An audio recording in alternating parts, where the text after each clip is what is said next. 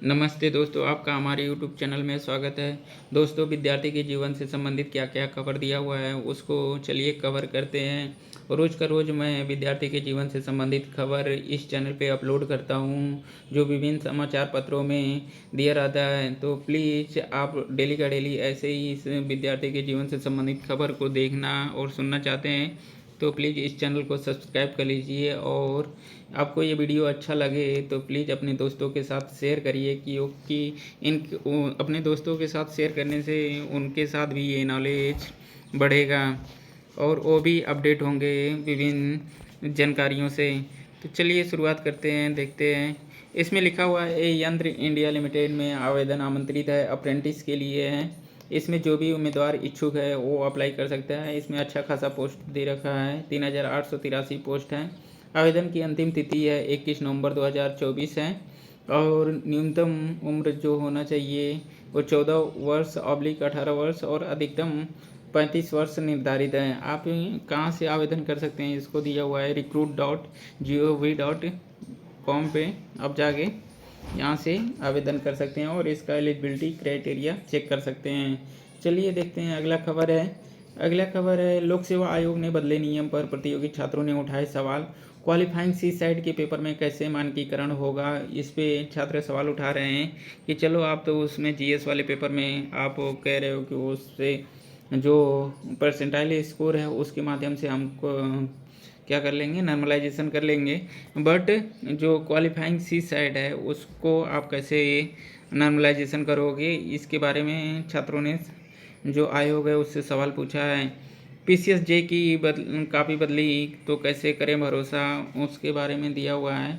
इसमें छात्र उठा रहे हैं सवाल की प्रणाली में पारदर्शिता और अस्पष्टता का अभाव है।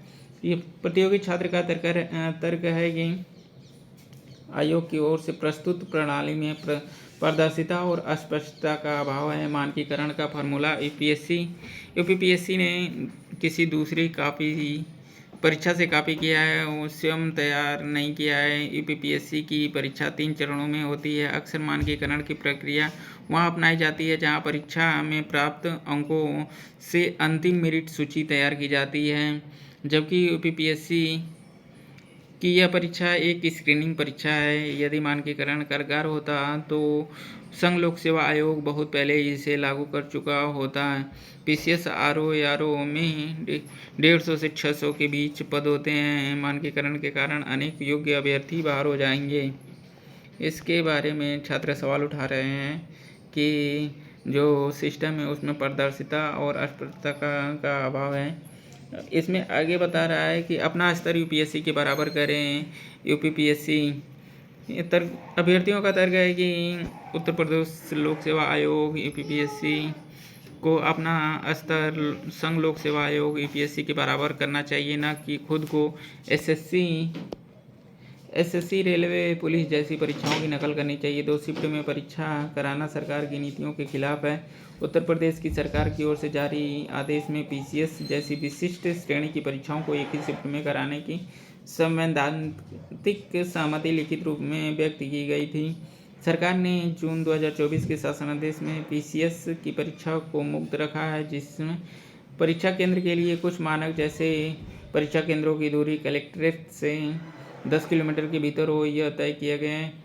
आखिर उत्तर प्रदेश में केवल 41 जिलों में ही प्रारंभिक परीक्षा क्यों कराई जा रही है, सभी जिलों में क्यों नहीं? लखनऊ, कानपुर, आगरा, वाराणसी, गाजियाबाद, गौतम बुद्ध नगर, प्रयागराज, मेरठ, झांसी जैसे शहर दूर तक फैले हुए हैं। यहाँ परीक्षा केंद्रों के लिए 10 किलोमीटर की सीमा बेमानी है, ये छात्रों की मांग है। लेकिन आयोग देखते हैं क्या करता है। आयोग अपने निर्णय पर अडिग रहता है या छात्रों के आंदोलन की वजह से अपना निर्णय बदलता है। जैसे कुछ अपडेट निकल के आएगा मैं आपको इस चैनल के माध्यम से अवगत कराऊंगा। और आप ऐसे ही जानकारी लेना चाहते हैं तो प्लीज़ इस वीडियो को अपने दोस्तों के साथ शेयर करिए और चैनल को सब्सक्राइब कर लीजिए। चलिए बढ़ते हैं अगला खबर की ओर। अगला खबर है, डीएलएड प्रथम सेमेस्टर का रिजल्ट आ गया है। इसमें 60% जो प्रशिक्षु हैं उत्तीर्ण हुए हैं, उसके बारे में यहाँ पे जानकारी दे रहा है। परीक्षा नियामक प्राधिकारी पीएनपी कार्यालय ने डीएलएड की विभिन्न बैच के प्रथम एवं तृतीय सेमेस्टर का परिणाम शनिवार को जारी कर दिया है। सचिव अनिल भूषण चतुर्वेदी की अध्यक्षता में राज्य विज्ञान शिक्षा संस्थान एलनगंज में हुई परीक्षा समिति की बैठक में परिणाम को मंजूरी दी गई। डीएलएड 2023 प्रथम सेमेस्टर में 60.27% पास हुए हैं प्रशिक्षु और 71,691 प्रशिक्षु फेल हो गए हैं। देखिए ये 2.25 के करीब में जो प्रशिक्षु हैं फेल हो गए हैं, जबकि 1,323 का परिणाम अपूर्ण है। इसको कॉलेज के माध्यम से या आप सबसे पहले इसको कॉलेज जो अपूर्ण परिणाम है आप कॉलेज पे संपर्क करिए, उसके माध्यम से आपका पूर्ण परिणाम सही हो जाएगा। और जो भी प्रॉब्लम रहेगी उसके माध्यम से कॉलेज के माध्यम से आप अवगत कर लीजिए, और उसके बाद भी नहीं सही होता तो आप स्क्रूटनी डाल दीजिए तो सही हो जाएगा। तो आप सारे लोग तो वीडियो को लास्ट तक ज़रूर देखते हो और लाइक भी करते हो, कमेंट भी करते हो, बट मेरे चैनल को सब्सक्राइब नहीं करते। तो प्लीज़ आप मेरे चैनल को सब्सक्राइब कर लीजिए, क्योंकि सब्सक्राइब करने से आपका तो कुछ नहीं जाता, लेकिन मेरे को मोटिवेशन मिलता है आपके लिए ऐसे वीडियो तैयार करने के लिए। आगे देखते हैं। डीएलएड 2022 के तृतीय सेमेस्टर में 77.27% पास पास हुए हैं प्रशिक्षु और 58 के परिणाम अपूर्ण हैं। डीएलएड 2022 के प्रथम सेमेस्टर में 59.39% पास हुए, जबकि 13,409 फेल हुए हैं। डीएलएड 2021 तृतीय सेमेस्टर में 66.61% पास हुए हैं, 7,918 फेल हुए हैं। ऐसे ही इसमें परिणाम बता रहा है। और चलिए बढ़ते हैं अगला खबर की ओर। अगला खबर देखते हैं क्या लिखा हुआ है। लेखपाल भर्ती जल्द शुरू होगी, तो आप अपना तैयारी में लगे रहिए। इसमें ये दिया हुआ है कि लेखपाल भर्ती जल्द शुरू होने की उम्मीद है। इसके बारे में बता रहा है कि लेखपाल भर्ती जल्द शुरू होने की उम्मीद है। इसके लिए राजस्व परिषद ने सभी मंडलायुक्तों को पत्र जारी कर वर्ष 2020-21 के से लेकर 2024-25 तक रिक्त हुए लेखपाल के पदों की गणना करते हुए अध्याचन मांगा है। अध्याचन त्रुटिहीन हो सो लखनऊ स्थित परिषद कार्यालय में 11 नवंबर मंडल वार बैठक बुलाई गई है। राजस्व परिषद यूपी के आयुक्त एवं सचिव की ओर से सभी मंडलायुक्तों को जारी पत्र में कहा गया है कि पूर्व में चयन वर्ष 2020-21, 21-22, 23-24 का अध्याचन परिषद को उपलब्ध कराया गया था। इसमें कुछ मंडलों में दिव्यांग श्रेणी के पदों को पुनर्चिन्हांकन के रूप के फलस्वरूप श्रेणीवार पदों की गणना के रोस्टर का पालन नहीं किया गया। इस वजह से अधीनस्थ चयन आयोग यूपी SSSC ने अध्याचन पर आपत्ति दर्ज कराई है। जैसे ही अध्याचन दोबारा मिलता है तो लेखपाल की भर्ती प्रक्रिया शुरू कर दी जाएगी। इसके बारे में यहाँ पे जानकारी निकल के आ रही है। जैसे कुछ और अगला खबर आएगा तो मैं आपको इस चैनल के माध्यम से अपडेट कराऊंगा, तो प्लीज़ आप इस चैनल को सब्सक्राइब कर लीजिए। चलिए बढ़ते हैं अगला खबर की ओर। अगला खबर है, इसमें छात्र पीछे हटने को तैयार नहीं है, आयोग पर निर्णय वापस लेने का दबाव बढ़ा है। इसमें लिखा हुआ है यूपी PCS का ही इसमें न्यूज दिया हुआ है। PCS व RO परीक्षा एक दिन में कराने और नॉर्मलाइजेशन रद्द करने के बाद ही मानेंगे अभ्यर्थी। इसमें बता रहा है अभ्यर्थियों ने गिनाए मानकीकरण के नुकसान। आयोग ने सिर्फ परसेंटाइल स्कोर का फार्मूला सार्वजनिक किया है। मानकीकरण कैसे होगा यह स्पष्ट नहीं किया है। परीक्षा के लिए सामान्य अध्ययन के 2 अलग अलग पेपर होंगे। ये कैसे तय होगा कि सामान्य अध्ययन का कोई भी सवाल किसके लिए कठिन और किसके लिए आसान है? ये जो अभ्यर्थी के मन में डाउट है वो आयोग को सामने आके क्लियर कर देना चाहिए। बट देखते हैं क्या निकल के आता है। जैसे ही कुछ आएगा पेपर में तो मैं आपको इस चैनल के माध्यम से बताऊंगा। और नॉर्मलाइजेशन के फार्मूले के अनुसार जिस शिफ्ट में उपस्थित अभ्यर्थियों की संख्या कम होगी वहाँ परसेंटाइल स्कोर कुछ होगा। ये अभ्यर्थियों के मन में डाउट है। और आयोग ने जन सूचना अधिकार के तहत एक सवाल के जवाब में बताया था कि PCS 2019-20 की प्रारंभिक परीक्षा में 38 सवाल गलत होने के बाद बदले गए थे, और भविष्य में अलग अलग शिफ्ट में होने वाली परीक्षाओं में गलत सवाल पूछे गए तो मानकीकरण कैसे होगा, इसके बारे में यहाँ पे है। और सोशल मीडिया प्लेटफॉर्म पर 10,000 ग्रुप है, वही उनको ग्रुप के माध्यम से 11 नवंबर को धरना प्रदर्शन में शामिल होने के लिए बुलाया गया है। परीक्षा के लिए सिर्फ मिला तारीख पे तारीख, इसके बारे में दिया हुआ है। और अभ्यर्थियों ने बोला है अभ्यर्थियों ने कहा कि सुप्रीम कोर्ट ने आदेश में स्पष्ट कहा कि भर्ती के बीच में नियम नहीं बदले जा सकते। अभ्यर्थी पहले आयोग के अध्यक्ष और सचिव के समक्ष अपनी बात रखेंगे, वहाँ सुनवाई नहीं हुई तो अभ्यर्थी गार्जियन के रूप में सीधे मुख्यमंत्री को समस्या बताएंगे। कहीं सुनवाई नहीं हुई तो आखिर विकल्प न्यायालय होगा।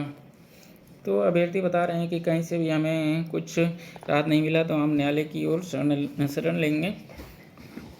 इसमें आगे बता रहा है पीसीएस और आरओ प्रारंभिक परीक्षा 2 दिन में कराने और नॉर्मलाइजेशन मानकीकरण के विरोध में अभ्यर्थी सोमवार से उत्तर प्रदेश लोक सेवा आयोग के सामने धरने पर बैठेंगे। अभ्यर्थियों का कहना है कि पहले की बातें एक ही दिन में परीक्षा कराएं और नॉर्मलाइजेशन निरस्त करने का आयोग से नोटिस लेकर ही हटेंगे।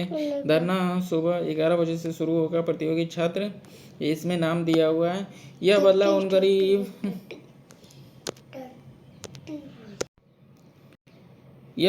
उन गरीब छात्रों के साथ धोखा है जिनके माँ बाप के सपने और बहन की विदाई इस परीक्षा में अभ्यर्थी की सफलता पर निर्भर करती है।